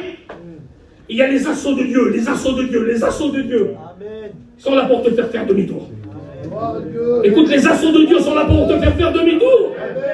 Pour te faire prendre les bonnes décisions. Pour te faire remettre sur le droit chemin, pour appliquer la règle, pour respecter la règle. Ça va dépendre de ça, Et puis la Bible dit qu'à un moment donné, ils sont dépassés par la situation. Ils sont obligés d'agir en urgence. Ils n'ont pas le choix. Il faut accepter la volonté de Dieu. Ils n'ont pas le choix. Il faut se plier à la parole. Ils n'ont pas le choix. Il faut se plier à l'écriture. Ils n'ont pas le choix. Il faut se plier à la doctrine. On n'a pas le choix, les frères et sœurs. On est des chrétiens. Il faut vivre l'évangile. On n'a pas le choix. Tu vis mal ta vie chrétienne. Tu ne comprends pas pourquoi tu n'es pas en paix. Parce que tu ne vis pas l'évangile pleinement. Écoutez, on vous prêche des beaux messages. Il y a des prédicateurs qui viennent en pagaille. On a des missions, des séminaires de partout. Il y en a marre. On veut voir du changement. On veut voir nos églises renoncer. On veut voir des hommes et des femmes travailler pour Dieu. On veut vous voir élever vos voix, crier à Dieu, vous frapper sur la poitrine s'il le faut pour sauver vos familles. On veut nous vivre ça avec vous. On veut le vivre avec vous. C'est dans l'heure qu'il a agi, Moïse. C'est dans l'heure. Il a fallu agir tout de suite, c'est vrai, Samy. Il a fallu agir tout de suite. Faut les plus perdre de temps. C'était cette soirée-là qu'il fallait accepter de faire ce que Dieu voulait. Écoutez, je le dis avec la force que Dieu me donne, c'est cette soirée-là. Peut-être pour une seule personne, il faut que tu acceptes ce soir. Tu acceptes de te soumettre à la volonté de Dieu. Ah, c'est trop important là. Écoutez, c'est trop important ce qu'ils sont en train de vivre là. C'est la parole de Dieu. Seigneur, les assauts, ils doivent être puissants, les frères. Quel les assauts. Mais quel amour de Dieu là. Quel amour de Dieu. Je pensais cet après-midi, je lisais. Ah, je ne vais pas dévoiler de secret, puis je n'irai pas trop loin. Mais je pensais à nos frères qu'on a perdus. Nos frères qu'on a perdus. Parce que le monde, il rentre, il nous fait des ravages au milieu de nous. On a perdu des hommes de Dieu. Vous êtes tous au courant. On a perdu des hommes de Dieu, on a perdu des foyers. On a perdu des familles entières, on les a perdus. Ils ont résisté aux assauts de Dieu. Amen. Ils ont résisté aux attaques de Dieu, les frères. Parce que Dieu les a avertis aussi. L'amour de Dieu, elle vient t'attaquer. L'amour de Dieu, elle vient te tourmenter. L'amour de Dieu, elle te fait changer de direction. L'amour de Dieu te dit change. Reste pas comme tu es, c'est dangereux pour toi. Tu vas mourir. Seigneur, tu vas mourir.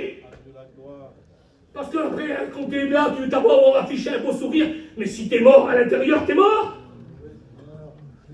Seigneur. Écoutez, ce jour-là, ils agissent là, comme ils disent, amis dans l'heure. Je ne sais pas combien de temps ça dure. Mais la décision, ils ne discutent même pas. Pourquoi je vous ai dit qu'ils parlaient du sujet ensemble? Pourquoi je vous ai dit qu'elle savait de quoi il était question? Et lui aussi, parce qu'elle ne demande pas comment il faut faire, qu'est-ce qu'il faut faire. Il faut agir comment, il faut prier comment. Non, elle fait tout de suite ce qu'il faut faire. Ça veut dire qu'ils étaient au courant, les frères. Ils savaient tous les deux ce qui déplaisait à Dieu. Ils savaient tous les deux ce qu'il fallait faire pour lui plaire. Ils savaient tous les deux qu'il fallait obéir à la parole. Écoutez, aujourd'hui, vous n'avez plus besoin du prédicateur. Je n'ai pas besoin de descendre, moi. C'est un jeune chrétien, Michel, là. Je n'ai pas besoin de descendre, il taper sur l'épaule. Il sait très bien, lui. Parce qu'il a plus le meilleur prêcheur que moi. Il y a le Saint-Esprit qui vit dans son cœur. Et on sait très bien ce qu'on doit faire. Et aujourd'hui, ce n'est pas tous le même problème. C'est tous différents pour certains, mais tu sens dans ton cœur qui bat. Tu sens dans ton cœur qui bat qu'en rentrant chez toi, il y a du ménage à faire. Tu rentres chez toi, il y a des discussions à avoir. Tu rentres chez toi, il y a des placards à ouvrir. Il y a des placards à vider. Tu ouvres un sac poubelle, tu vides le placard. Écoutez, je ne rentre pas dans les détails. Il y a des placards à vider. Il y a des situations qu'il faut qu'ils cessent maintenant. Il faut que ça s'arrête aujourd'hui, c'est ce soir, c'est immédiat. Il faut que ça s'arrête. Alors la Bible, elle dit que les choses vont se régler là. Ah oui, les choses vont se régler, pas de problème. Les choses se sont réglées, mais tellement qu'ils ont tardé. Tellement qu'ils ont tardé. Regardez les circonstances. Il y a des circonstances. Écoutez, tout le monde est impacté par des décisions qu'on a prises trop tard ou des décisions qu'on n'a pas prises. Il n'y a rien qui se passe. Il y a des conséquences fortes. Vous savez qu'à partir de ce jour-là, il se passe des chapitres entiers du livre de l'Exode. La rentrée en Égypte. Toutes les plaies qu'il y a eu en Égypte. Toutes les choses qui se sont passées. La sortie d'Égypte. La nuée qui a séparé le peuple avec les Égyptiens. La mer qui s'est ouverte. Le peuple qui est passé à pied sec. La mer qui s'est refermée sur l'Égypte. Toutes ces choses-là. On n'écoute plus parler de Séphora. La petite bergère qui avait été préparée. L'oiseau que le Seigneur lui avait donné. On n'en écoute plus parler. Elle n'est plus là. On n'écoute plus parler de Gershom, son fils, le fils de Moïse. Vous imaginez le fils de Moïse, qui c'est que ça aurait dû être le fils de Moïse? Réfléchissez, la Bible dit, il n'y aura plus jamais. Il voit l'invisible, Dieu parle de lui. Un jour il parle, Dieu du ciel, un jour il convoque le frère et la sœur de Moïse. Il les convoque devant la tente d'assignation là. Il dit, vous restez à la porte, vous ne rentrez pas. Ils avaient parlé mal sur Moïse. Ils avaient discuté mal sur Moïse. Il y en a qui croient que c'est rien de parler mal sur un prédicateur. C'était son frère et sa sœur. Ce n'est pas rien, Aaron, c'est un sacrificateur. Elle, c'est la petite sœur qui l'a surveillé quand il était sur l'eau, là. Oui, mais Dieu, lui, il ne fait pas de favoritisme. Dieu, je vous l'ai dit, met Moïse de côté, parce qu'il n'a pas accepté. Il était prêt à le faire dans cette nuit-là. Il était prêt à le faire. Un jour, j'ai écouté un ancien qui disait dans notre mission, si Moïse n'aurait pas obéi, lui et sa femme, cette nuit-là, Dieu aurait fait sortir un Moïse du désert comme il aurait voulu, comme il voulait. Dieu fait ce qu'il veut. Il ne manque qu'une chose à lui, on respecte ma parole. Respecte la règle. Mais écoutez, Moïse, un jour, il discute mal contre lui. Dieu dit, va chercher ton frère et ta sœur, Aaron et puis ta sœur Myriam. Ils arrivent, il dit, vous rentrez pas, vous restez à la porte. Dieu leur parle, ils écoutent la voix de Dieu quand même. Et Dieu dit, écoutez bien. Et il est en train de leur dévoiler ce qu'ils ont dit dans le secret. Ils croyaient qu'ils n'étaient pas écoutés. Mais ils ont calculé ensemble, ils ont fait des petits calculs. Ils ont murmuré sur Moïse. Ils ont parlé. Tu crois que c'est comme ça, toi? Tu crois que c'est vraiment Dieu qui lui parle? Tu crois que ça se passerait comme ça? Ah, tu crois? Ah, mais t'as vu, lui, il a pris une femme. Il a été la chercher là-bas, Madian là-bas. Ah oui, et puis il va nous faire la morale, lui. Et Dieu parle. Il dit, écoutez bien, je vais vous dire quelque chose à vous deux là. Il dit, après, il va venir des prophètes. Je leur parlerai par vision. Je leur parlerai à travers des songes. Je me servirai d'eux comme j'ai envie de me servir d'eux. Mais il n'en est pas ainsi de Moïse. Moïse, lui, il rentre avec moi dans le secret et je parle avec lui face à face, comme avec un ami. Il n'y a pas de vis-à-vis, il n'y a pas de secret, je parle avec lui, net comme ça. Ça ne sera pas pareil avec les autres. On est en train de parler de cet homme-là. Et son fils, Gershom, écoutez, d'après tout ce qu'on lit de la parole de Dieu, il n'a rien vu de tout ce qu'on a cité. Sa femme, Séphora, celle qui avait été choisie, avant tout, elle avait été choisie. Elle avait été choisie, il fallait une bergère pour Moïse, il fallait que ça soit elle. Il fallait la fille d'un sacrificateur, elle avait été choisie. Mais à cause qu'il a tardé à accomplir ce que Dieu lui a demandé, il a de fortes chances qu'elle n'ait jamais rentré en Égypte. Elle n'a rien vu. Elle n'a rien vu. Elle n'a pas vu les miracles, elle n'a pas vu les prodiges, elle n'a pas vu la mer s'ouvrir, elle n'a pas vu le peuple passer à travers. Son fils non plus, son deuxième fils non plus. Ils n'ont rien vu de tout ça. Rien du tout. Sont petites les conséquences, c'est vrai. Vous imaginez un petit peu? Vous pouvez passer à côté de plein de choses. Alors oui, il a fait tout ce qu'on sait, il a fait tous ses grands exploits, mais son propre foyer à lui, il a passé à côté. Son propre foyer, sa maison, elle a passé à côté. Je ne sais pas si vous vous imaginez les conséquences que ça peut avoir pour toi, le chef de ton foyer, le chef de ta maison, de ne pas prendre les décisions en temps et en heure et de ne pas faire ce que Dieu te demande. On est devant des choses importantes, là, les frères. Et puis, la Bible dit, il va se passer tout ce que vous savez. Puis à un moment donné, les choses vont redevenir un petit peu plus calmes. Et puis, on va venir donner un message à Moïse. Alors, il a passé pas mal de choses, il s'est passé pas mal de choses. Il y a eu la manne qui est tombée du ciel, ils ont été nourris par le pain du ciel, il s'est passé plein de choses, plein de choses. Et puis, à un moment donné, on vient donner un message à Moïse. On vient lui dire, Moïse, il y a Jéthro, ton beau-père, qui est revenu. Il est là-bas sur la montagne, il t'attend. Il est venu voir, mais il est venu avec ta femme et tes fils. Et puis, il va à la rencontre de Jéthro, lui.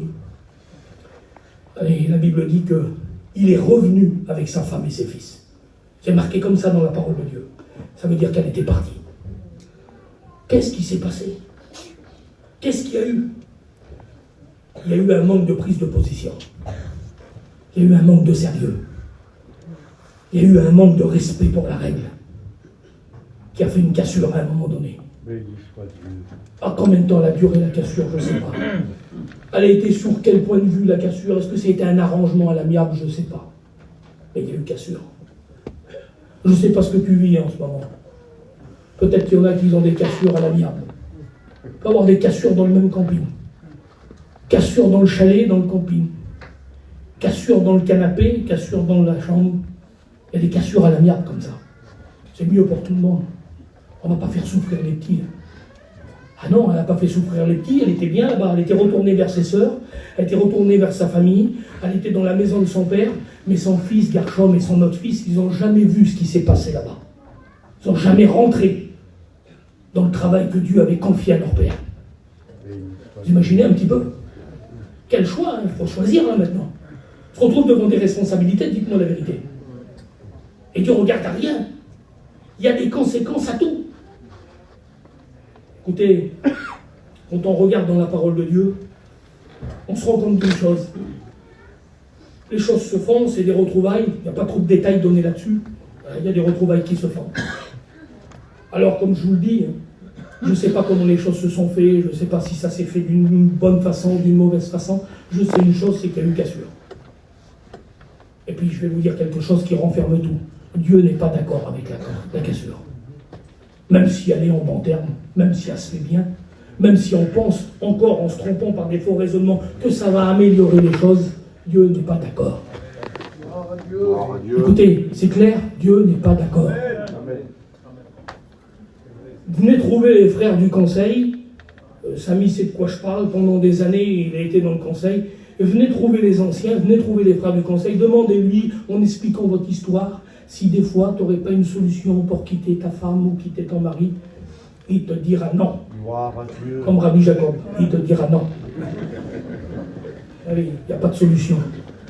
La Bible n'est pas d'accord. La règle, c'est pas ça. La règle, c'est pas d'arrangement. La règle, c'est pas à ta manière. La règle, c'est pas comme tu veux. La règle, c'est pas plus facile. La règle, c'est la règle. La règle, c'est la Bible. La règle, c'est je fais des efforts. La règle, c'est je veux du dialogue, du bon dialogue. Je veux pas m'arranger sur les choses qui m'arrangent. Je veux faire la volonté de Dieu.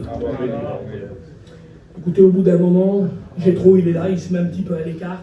Et il passe une journée entière à regarder Moïse régler les problèmes de tous les gens qui sont en face de lui. Il dirige un peuple, c'est colossal. Il y a toutes les tribus qui sont là. C'est colossal ce qu'il est en train de diriger. Et la parole de Dieu, elle dit que tous les jours, on venait, du début du matin jusqu'au coucher du soleil, on y présentait des cas, des besoins. Et puis on lui disait, alors il y avait eu des incompréhensions, il y avait eu des disputes, il y avait eu des échanges, il y avait eu des divorces, il y avait eu tout ce qu'on vit aujourd'hui. Lui, il réglait. Et puis, écoutez, Jéthro, il est là, lui, il regarde faire toute la journée, puis à un moment donné, il attend que ça soit fini, puis à la fin de la journée, il vient vers Moïse. Il dit, Moïse, je t'ai vu faire ce que tu as fait toute la journée là. Tu as réglé les problèmes de tout le peuple depuis ce matin tu y es jusqu'à ce soir là. Tu n'as pas arrêté. Oui. C'est pas bien ce que tu fais. Je l'ai relié en plusieurs fois. C'est pas bien ce que tu fais. C'est pas comme ça qu'il faut faire. Ah, il va pas gentil. Hein. Il passe pas de la pommade. Il dit non. Tu vas fatiguer le peuple et tu vas te fatiguer à toi. C'est pas comme ça que ça marche. Je me suis mis à 2 minutes à la place de Moïse, moi. Comment j'aurais réagi? J'ai eu, moi, Seigneur, ça me fait plaisir de le dire aujourd'hui, on a eu, moi, Francky, Ruben, le meilleur beau-père qu'on peut rêver d'avoir. Je dis pas ça parce qu'il n'est plus là aujourd'hui. C'est une réalité. Avant d'être chrétien, c'était un homme terrible, et en plus, après, il a rencontré Dieu, et c'est devenu un serviteur de Dieu. Et écoutez, même si c'était un homme terrible, il serait venu me parler de cette manière-là. J'aurais été Moïse, j'aurais dit, non, moi, il est pas fort, lui. J'ai été dans la montagne, là-bas, j'ai parlé avec Dieu, il m'a donné l'étape de la loi, j'ai vu le buisson ardent, j'ai ouvert la mer avec mon bâton, j'ai frappé sur un rocher et a sorti de l'eau, j'ai fait tomber les plaies en Égypte, il me dit que ce que je fais, ça ne va pas. Pas rien quand même. Mais Moïse, il ne raisonne pas comme moi. Moïse, lui, il écoute ce qu'il lui dit, j'ai trouvé étonnant. J'ai trouvé étonnant terrible. J'ai dit, il écoute ce qu'il lui dit. Et puis il dit, je vais te donner un conseil, je vais te dire comment il faut faire. Mais vous le lirez, il parle de cette façon-là. Aussi net que je vous le dis là. Et puis la Bible dit qu'il écouta son beau-père. Son beau-père, il lui dit, il faut que tu prennes des hommes avec toi. Il faut que tu t'entoures. Il faut que tu prennes des hommes qui vont gérer 1000 hommes. Il y en a qui vont gérer 100 hommes. Il y en a qui vont gérer 10 hommes. Chacun selon ses moyens, mais à toi, ça va t'alléger. Et la Bible, elle dit que Moïse, il a mis en pratique le conseil de son beau-père. Incroyable. Je me suis posé des questions. Comment ça se fait qu'il avait une telle confiance en Jéthro? Comment ça se fait qu'il a donné autant d'importance au conseil de son beau-père, malgré l'homme qu'il était et ce qu'on vient de parler de lui, de la façon dont il parlait avec Dieu? Eh bien, pour ce qu'on vient de citer 2 minutes en avant, c'est qu'à un moment donné, on est venu lui dire, ton beau-père est là, il t'attend, il a ramené avec lui ta femme et tes 2 fils. Gloire à Dieu. Écoutez, je vous le dis aux pères qui sont là, quand votre fille revient chez vous, Alléluia. et qu'elle vous parle et qu'elle vous dit que son mari n'a pas été gentil, écoutez-la pas. Prenez votre fille, montez-la dans l'auto, ramenez-la à votre chambre. Amen. Et quand vous allez parler après, quel poids vous allez avoir. Amen. Ah oui, quelle confiance qu'il va avoir. Tu sais qui c'est ton jambe en face de toi. Écoutez, aujourd'hui, des tueurs, il n'y en a plus beaucoup. Et puis quand on a des tueurs, vous inquiétez pas, vous venez vers les prédicateurs, on les prend, on les attache. On l'a déjà fait, on en a attaché, et puis on les a renvoyés. Allez frère. Et puis ils ont laissé les petites filles tranquilles, on les a attachées. Mais quand c'est des hommes en face qui ont eu un excès de colère, ils en tirent un peu les cheveux. Puis ils ont dit, tais-toi, elle n'a pas voulu se taire, ta fille, tu la connais, elle était jeune fille, tu n'arrivais pas à la faire taire. Ben oui, il faut dire ce qu'il en est. Oui, Seigneur. Ben, sois un homme comme Jétro, là. Alléluia, Seigneur, oui. Prends ta fille, prends tes petits-enfants, là. Amen. Tu les montes dans l'auto, puis tu les ramènes chez ton gendre. Monter. Ah oui, que c'est beau. Amen. Pas t'étonner après si ton gendre ne veut pas t'écouter, t'as pas fait ce qu'il fallait. Ah oui. Faut pas t'étonner, ma soeur, si ton gendre ne peut plus te voir. Excusez-moi du mot, je parle libre, hein.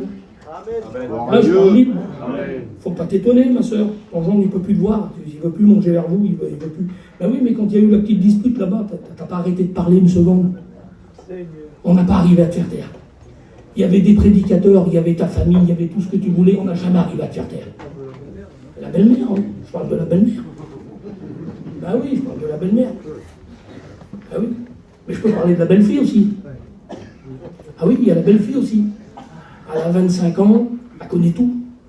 Ah, c'est tout. En face d'elle, elle a une femme de 60 ans, mais c'est pas grave. Elle dit ce qu'elle veut, elle. Elle dit ce qu'elle veut, elle parle comme elle veut, elle fait comme elle veut. Eh bien, la règle, c'est pas ça. Si tu es une chrétienne, tu n'as pas le droit de faire ce que tu veux. Amen. Amen. Si tu es une chrétienne, tu n'as pas le droit de dire ce que tu veux. Ouais, mais tu souffres, moi je souffre, tu comprends, il n'est pas chrétien, lui. Il boit. Ah oui, ben voilà. Prie pour lui. Il ne boira plus. Amen. Puis il viendra à la réunion. Mais la règle, c'est ça. Écoutez, on s'aperçoit dans la parole de Dieu maintenant, on est devant quelque chose de sûr. On est maintenant devant une réalité. Si on veut réussir dans notre foyer, pour notre maison, il faut respecter la règle. Il faut respecter la règle. Rien n'est acquis, les frères. Rien n'est acquis, les sœurs. Rien n'est acquis. Ça fait 25 ans, ça fait 35 ans, ça fait 50 ans que tu marches avec Dieu. Ça fait 40 ans que tu prêches. Il faut quand même rester sur la règle. Amen. Rien n'est acquis. Pourquoi? Parce que Dieu vient avec des assauts te le montrer. Tu le ressens. C'était qu'un rappel, le message ce soir. J'ai pas eu besoin de prophétiser. C'était qu'un rappel. Mais c'est toi qui le vis. Pas moi qui le vis, c'est toi. Moi, je le vis en ma manière. Hein. Écoutez, quand les assauts de Dieu ils viennent, je ne me pose pas de questions. Je sais ce que c'est. Je sais de quoi ça vient. Je sais sur quoi il met le doigt. Je sais ce qu'il est en train de me dire. On le sait tous. Alléluia. On le sait tous. On veut réussir, il faut s'appliquer à respecter la règle. C'est pas notre manière qui marche. C'est pas nos idées qui fonctionnent. C'est pas nos façons de faire à nous. Ça ne marche pas, ça. C'est la Bible qui a raison. C'est la Bible qui a raison. Amen.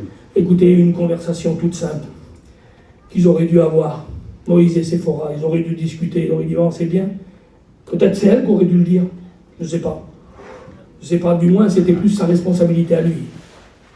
Il aurait dû dire, tu sais, Séphora, c'est bien, Dieu m'a parlé. C'est bien, le Seigneur m'a parlé, il m'a dit qu'il fallait qu'on aille en Égypte, qu'il allait se servir de moi, qu'apparemment il allait faire des grandes choses. Il va lui dévoiler un message juste avant de partir. Il va dire, tu as un bâton dans ta main, c'est à travers le bâton que je vais faire des exploits. Alors, tout de suite, il a dû le partager.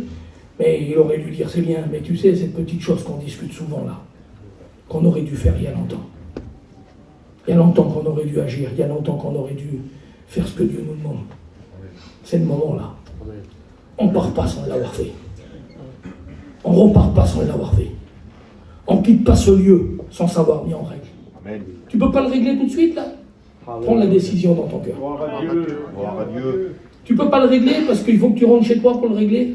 Tu ne peux pas le régler parce que c'est pas le moment. Tu ne peux pas le régler parce qu'il faut que tu attendes de voir ou de faire certaines choses. Prends la décision tout de suite. Prends-la maintenant, la décision. Tu la prends devant Dieu. Écoute, c'est devant Dieu que tu la prends. La décision, elle t'appartient à toi. Je ne ferai pas d'appel, je ne te ferai pas lever à ta place, je ne te ferai pas lever la main. C'est dans ton cœur, là. Tout de suite. Pendant le message, écoutez, il y a une chose qui est sûre, je ne peux pas me tromper. Pendant le message, le Seigneur t'a montré en évidence. T'a montré en évidence. Tu sais exactement de quoi il est question. Tu ne peux pas en douter une seconde. Mais le pire dans tout ça, c'est que ta femme ou ton mari le sait aussi. Vous n'êtes pas assis côte à côte, mais vous savez tous les deux de quoi il est question. Il faut que tu prennes la décision. Il faut que tu prennes la décision ce soir. Il ne faut pas que tu repartes d'ici. C'est imminent. C'est comme la situation qu'ils ont vécue. C'est imminent. Il faut que ça se passe maintenant. Vous croyez, les frères, que c'est comme ça? Moi, je le crois fort dans mon cœur. Écoutez, qu'il ne faut pas repartir de là. Alors moi, je ne vais pas faire d'appel. Mais par contre, écoutez, ça serait tellement beau. On va prier Dieu, là, maintenant. Mais ça serait tellement beau, je vous dis la vérité. Si vous voulez, c'est une façon différente de la faire, l'appel. Ça serait tellement beau. Si de toi-même, sans appel, sans détail, on ne veut rien savoir. Ça ne nous regarde pas. C'est toi et lui. Ça ne regarde personne. On ne va pas venir ici, on ne va pas déballer notre vie. On est 500 personnes ce soir. Mais c'est toi personnel. Si toi, dans ton cœur, tu as décidé aujourd'hui de t'appliquer à la règle, de faire ce que Dieu te demande, de plus refuser, de plus te tromper par des faux raisonnements, de plus essayer de fuir, eh bien, pendant qu'on va prier, ça serait tellement beau si tu prendrais la décision tout seul et tu te leverais à ta place. Amen. On prie Dieu maintenant. Que ton nom soit béni, Seigneur. Seigneur, notre Dieu, je bénis ton nom pour ta parole de ce soir. Elle est tellement bonne ta parole, Seigneur. Nous ne sommes pas de ceux, Seigneur, qui veulent la falsifier, ta parole. Seigneur, je veux l'annoncer de tout mon cœur, Seigneur, avec liberté, parce qu'elle peut nous faire changer de direction. Ta parole, elle est celle qui nous attire à toi, qui nous pousse à faire le bien, Seigneur, qui nous pousse à s'améliorer, qui nous pousse à renoncer, Seigneur, qui nous pousse, Seigneur Jésus, à nous lever et à prendre des positions qui vont déterminer l'avenir de nos proches, de nos enfants, de nos familles, de nous-mêmes, Seigneur. C'est ta parole qui produit tout ça dans les cœurs. Alors maintenant, Seigneur, fais ton œuvre. Bénis mes frères et sœurs. Agis au plus profond des cœurs. Donne la liberté à chacun, Seigneur, de prendre position s'il y a besoin. Au nom de Jésus, tu le fais. Parce que tu es notre Dieu, tu es rempli d'amour. Merci pour les assauts de Dieu. Merci, Seigneur. Merci, Seigneur. À toi la gloire. Alléluia. À toi la gloire, Seigneur. Alléluia. À toi la gloire.